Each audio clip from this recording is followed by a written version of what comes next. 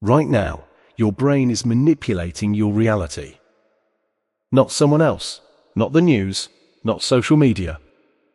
You. And the most disturbing part? You trust it completely. You've never once questioned it.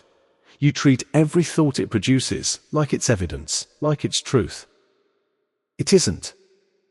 In the next few minutes, I'm going to show you exactly how your own mind is rewriting your memories, constructing fake scenarios, and feeding you a version of reality that has been edited, without your permission, to protect a story it decided about you a long time ago. And once you see it, you cannot unsee it. Most people walk through life believing they have a reliable narrator inside their head. That the voice explaining events, replaying conversations, and analyzing situations is accurate, objective, trustworthy.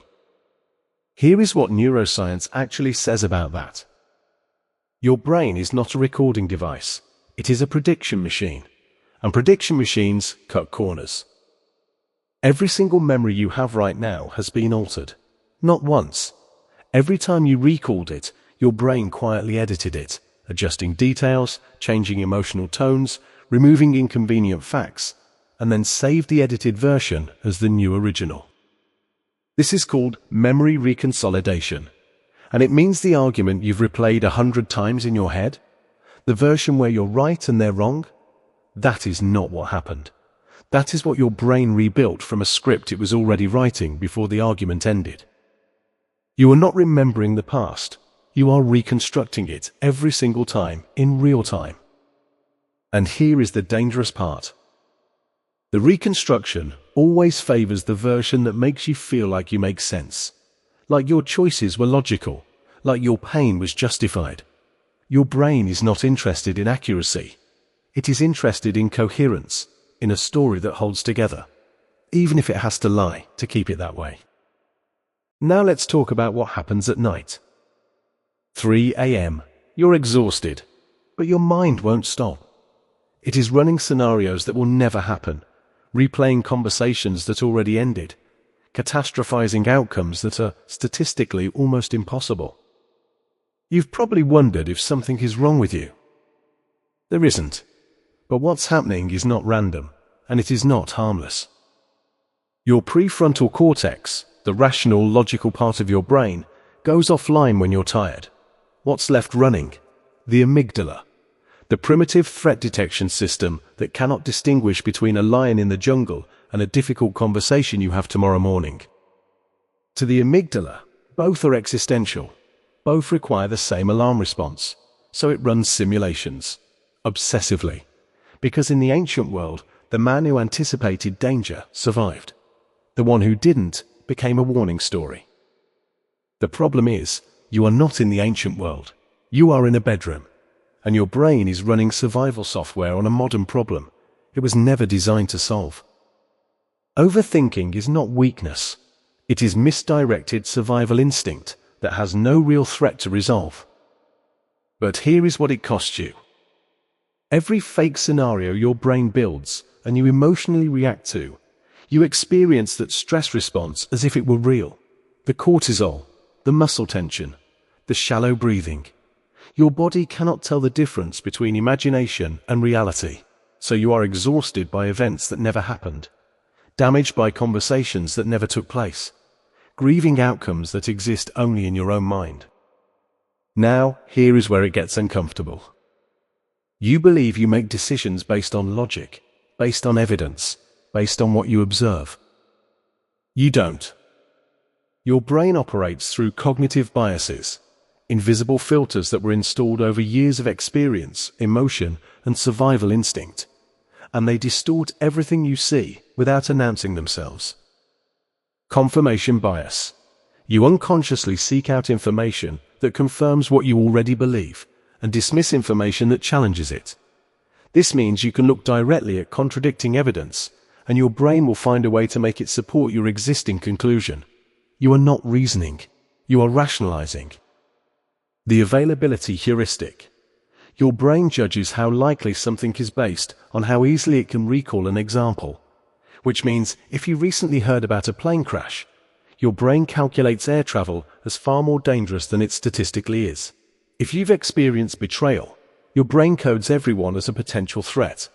You are not measuring probability. You are measuring emotional proximity. The fundamental attribution error. When someone cuts you off in traffic, you decide they are an aggressive, inconsiderate person. When you cut someone off, you decide it was a difficult morning and an unavoidable situation.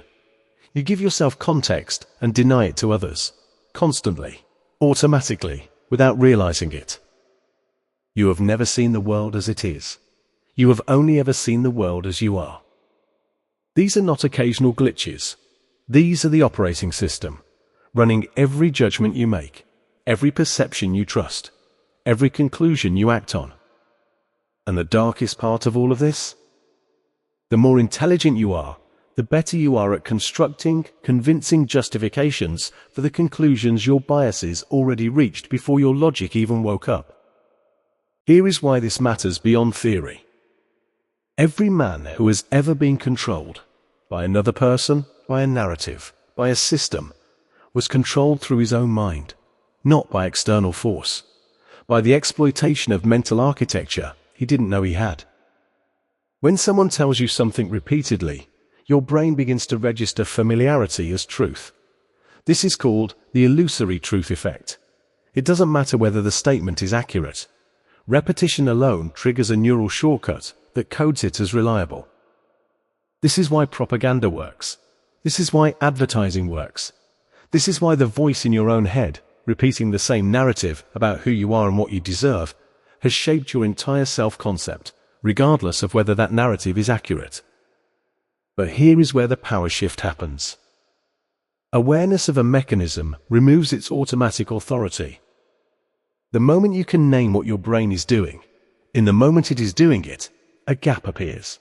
A space between stimulus and response, between thought and belief, between feeling and action.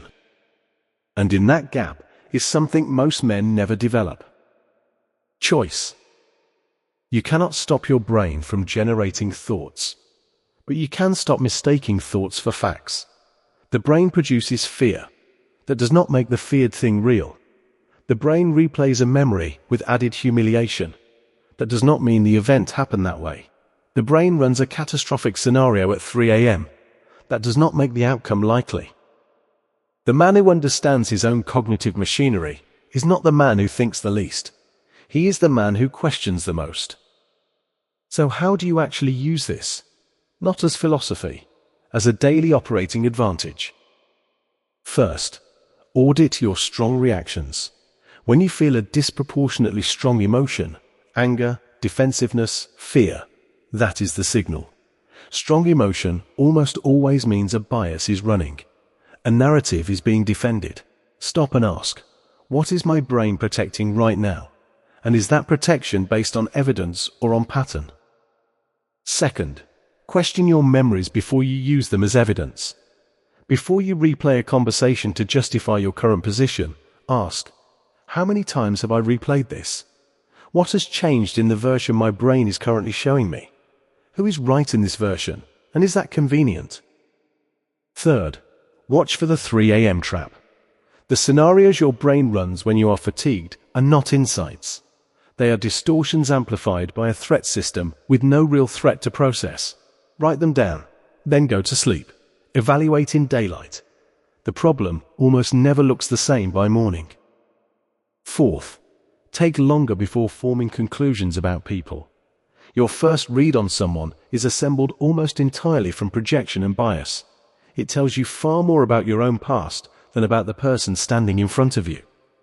The man who suspends judgment the longest sees the most clearly. The most dangerous man in the room is not the one with the most confidence. It is the one with the most clarity. Fifth, use the gap. Every time you catch your brain in a narrative, a fake scenario, a biased conclusion, do not suppress it. Name it. My brain is running the rejection pattern. My brain is constructing a threat that isn't there.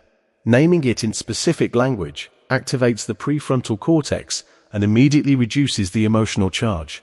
This is not theory. This is documented neuroscience. Here is the truth. you will carry out of this video. You have never lived a single day inside objective reality. You have lived inside your brain's version of reality, edited, filtered, reconstructed, biased, built to protect a story about who you are, whether that story serves you or destroys you. Most men will watch this and feel a brief discomfort, then return to trusting their minds completely by morning. But the man who actually absorbs this, who begins to observe his own cognition rather than simply obey it, that man becomes something genuinely rare. Someone who cannot be easily manipulated. Someone who cannot be trapped by his own patterns. Someone who sees what others cannot, because he has learned to see himself first. Your mind is the most powerful tool you own. It is also the most dangerous weapon aimed at you. The difference between the two is awareness.